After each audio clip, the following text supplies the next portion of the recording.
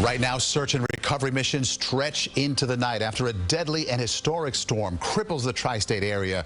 Tonight, we're also learning more about an explosion that leveled a home in New Jersey. Good evening, everyone. I'm Maurice Dubois, and we begin here with the devastation that came into focus today after the remnants of Hurricane Ida unleashed raging floodwaters on us and powerful tornadoes across the area. And the storm has been deadly. 23 people have been killed in New Jersey, 13 have died in New York City, and 2 deaths have been reported in Westchester County. And in Connecticut, a state trooper died after being swept away by floodwaters in his patrol car. Take a look at this scene in Manville, New Jersey. 2 homes burst into flames in a neighborhood surrounded by floodwaters. This as first responders had to use boats and ladders to rescue people from second-floor windows. These are scenes playing out across the tri-state area all day today. Rescuers working around the clock since Ida hit. CBS 2's Jessica Layton joins us now from Cranford. Jessica. Well, Maurice, tonight here in Cranford, it is a much-needed rest after a day of chaotic rescues. We're told more than 200 people had to be rescued last night and overnight. Now, tonight, although it is receding, there is still floodwater here. Streets are still flooded. And then over here, cars that were abandoned nearly 24 hours ago are still sitting with no owner in sight. And now it's time for the cleanup to begin.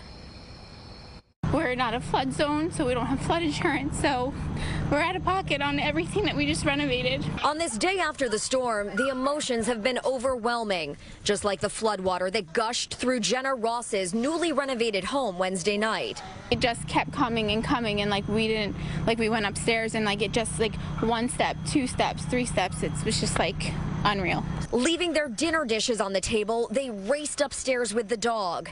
Now the light of day revealing the damage and destruction suffered all over Somerville. Our living room set, I had just gotten stuff out of my parents' house, so a lot of my childhood stuff is out here. I'm a teacher, so all of my teaching stuff is gone. Block by block, soaked pieces of roofing and wood line residential roads that took on up to 8 feet of water from the nearby Peters Brook, where a car remains submerged. And it's not just property that was tossed. There are memories mixed in with the mess, pictures, even a prayer card. I mean, I've never seen anything like this before. The Hunkleys were trapped in their home as Ida came raging through. In fact, this 45-year-old father says it was the scariest night of his life. Last night, it was like a real emergency situation because when we couldn't get out, the fire trucks came. There was 2 firemen, not the fire trucks, there were 2 firemen in the backyard, waist deep in water.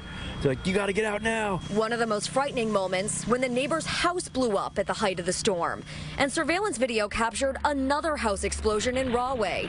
In both cases, the families had already evacuated because of flooding.